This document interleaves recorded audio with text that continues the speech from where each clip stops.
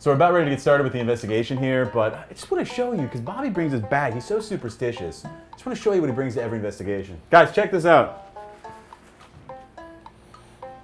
A ballet slipper? I don't get it. Like, slipper. Yeah. His jug of holy water. And what is this? Dude, isn't that the doll from the movie? What the hell is he have this for? I don't. Put this back. No, I'm out of here.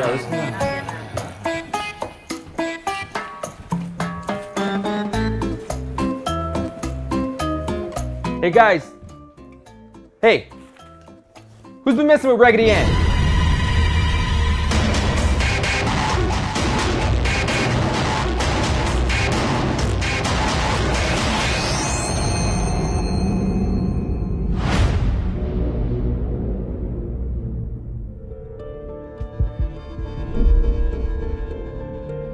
Seguin, Texas. One of the oldest towns in Texas, and, as I learned on the drive up, home to the world's largest pecan. It's also home to the haunted and historic Magnolia Hotel. Man, it's a creepy looking building. This place is like the haunted trifecta. It's like the house from Cabin in the Woods. There's a door that leads to Narnia, and I just don't want to go in there.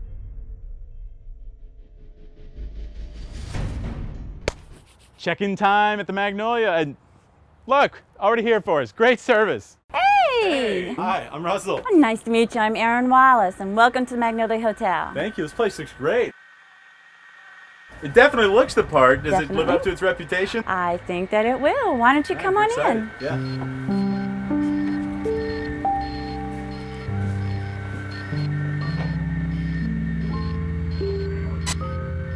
Wow, look at all this stuff.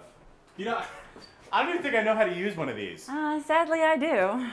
Not gonna go there. Yeah. Do I know how to charm him or what? These two rooms were actually the original stagecoach station.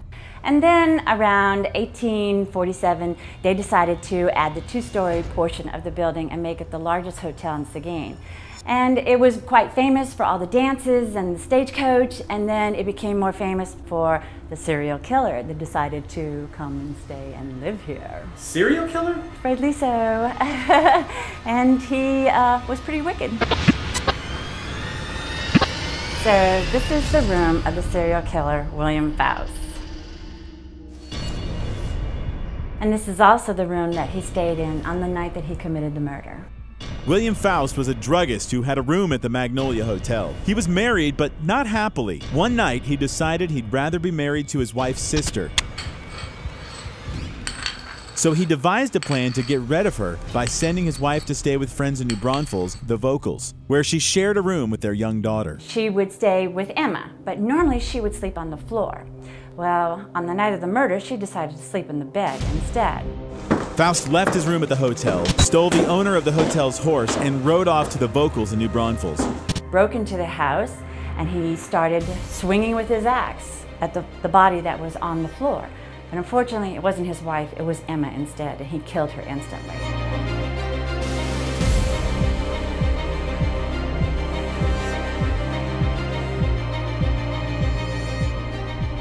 So after he returned from the Braunfels, he just came over to the Magnolia Hotel, crawled in the bed, went to sleep as if nothing had happened.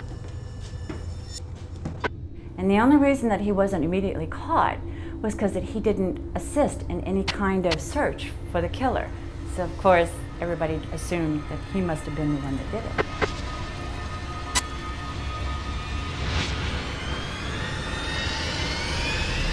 The crazy thing is, his wife maintained his innocence because she never saw him do it. After William Faust was assassinated while in jail in San Antonio, his wife actually had him buried in her family plot. Word to the wise, I am not that forgiving of a woman. Although Emma wasn't murdered in the hotel, Erin believes she's the one who plays with this ball, which other investigators have witnessed rolling back and forth on its own. When she was murdered, her story was told only in New Braunfels, and the newspaper there was only in the German language. So when I did my research and had the newspaper translated into English, we started telling her story. And so William is being seen for the type of man that he was, and also how sweet she was.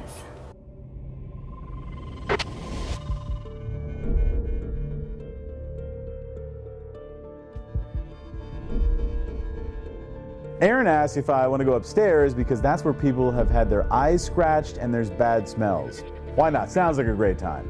So in the 1990s, there was actually a lot of drugs and prostitution that went on in the Magnolia Hotel, which we think is kind of ironic because actually in the late 1880s, there was a very famous lady of the evening that used to bring her clients here, and her name was the Pink Rosebud.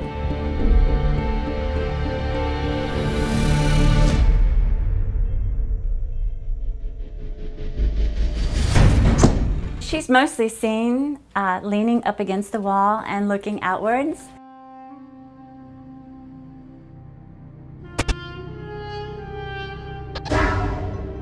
So there's a serial killer, a dead little girl, and a hooker. This sounds like the start to one of Russell's bad jokes. But wait, there's more. So, Aaron, why are we in the bathroom together? You're a married woman. Well, that's because it's a really cool story about this. We actually had two clergymen that I had invited over to do a house blessing. And right after they did it, everything just went crazy. We went in the other room and we came back and lamps were thrown across the room and they were broken, tables were turned. But the most incredible thing was that this heater was actually removed out of the wall and tossed across the room. What, this? This. Hang on, let me see if... Oh, that's heavy. This thing weighs a ton. There's no way it could throw itself across the floor. There's so much going on here. I can't wait to start the investigation. As the team readies the hotel for investigation, Aaron takes me to a place we didn't even know existed. I like it down here. It's a lot cooler in the basement. Definitely. I think that's why everybody hung out down here, because it was so cool. Well, we were actually in the Indian Raid Shelter, and they actually dug this out during the times that the Indians were attacking, and they would hide down here for days, wondering what was going on above. We believe that that is why the shadow figure has been seen down here pacing back and forth.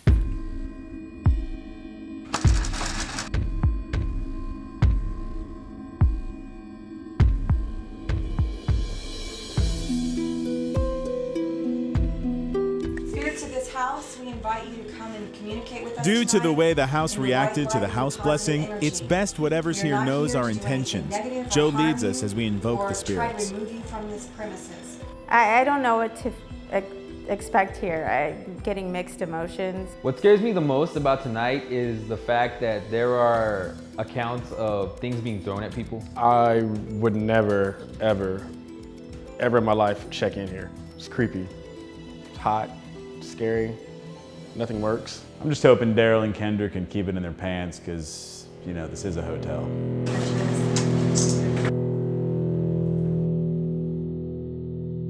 Okay, it is officially midnight here in Seguin, Texas at the Magnolia Hotel. Okay, I'm officially starting the countdown. We have 29 minutes.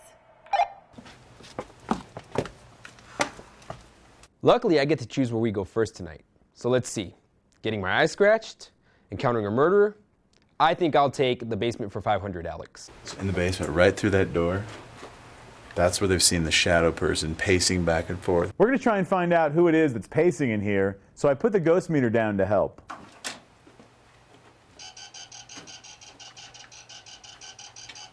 The ghost meter measures electromagnetic fields. And once it gets in sync, we can ask it yes, no questions. It'll buzz once for yes and twice for no. But after several minutes, we've got diddly squat. Zeros.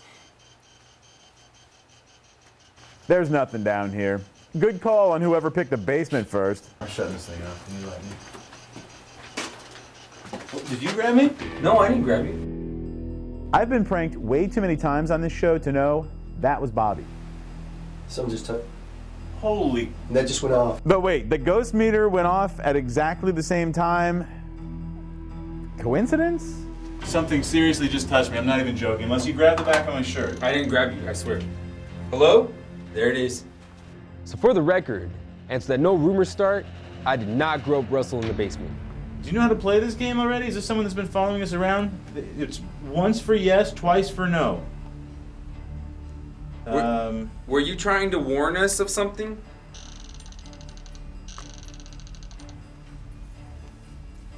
Did you follow me from Redberry Mansion?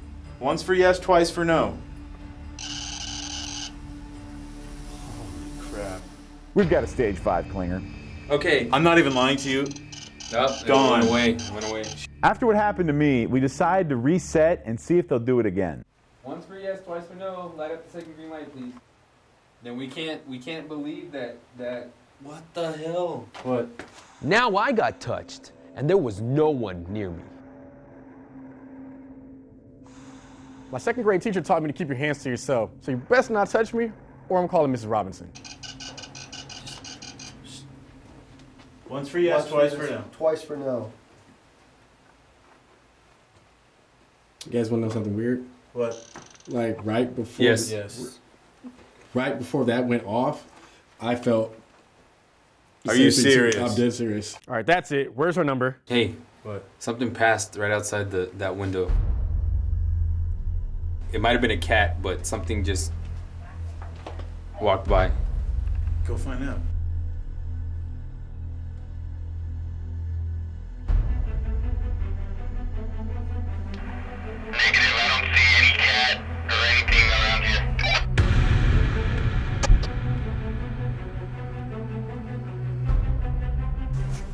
Why is that? Oh, right there, that's why. Well, duh. This is the shelf. Time that started is 12:45. Begin the rotation. Investigate. We're on our second rotation, and so far, things are pretty tame.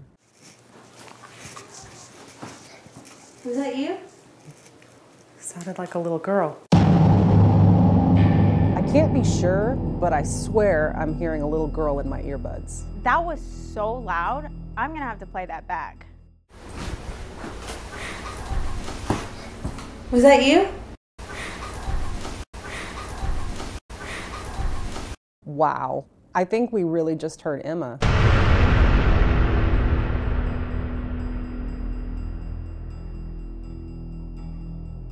The team gets set for their final rotation. Joey, Bobby, and I are upstairs, while Jell and Vanessa are downstairs in the basement. Who's here with us? Larry. Male. There's a male here with us. Saxton. Yvonne. A sexy demon? First. What was that? So Vanessa and I are in the basement and we hear this loud thud. First. It almost sounded like a rock had pegged a wall of wood somewhere. Hey, we just heard a big bang. It was down on the first floor. This is Daryl. Anybody know it? Anybody else hear that? Jill or Russell? Did y'all hear that? Yes, we heard it in the basement, like right next to us. That was so loud, everybody in the building heard it. Well, it's getting a little bit crazy now. We were sitting there doing an EVP session, and then we just heard this loud bang.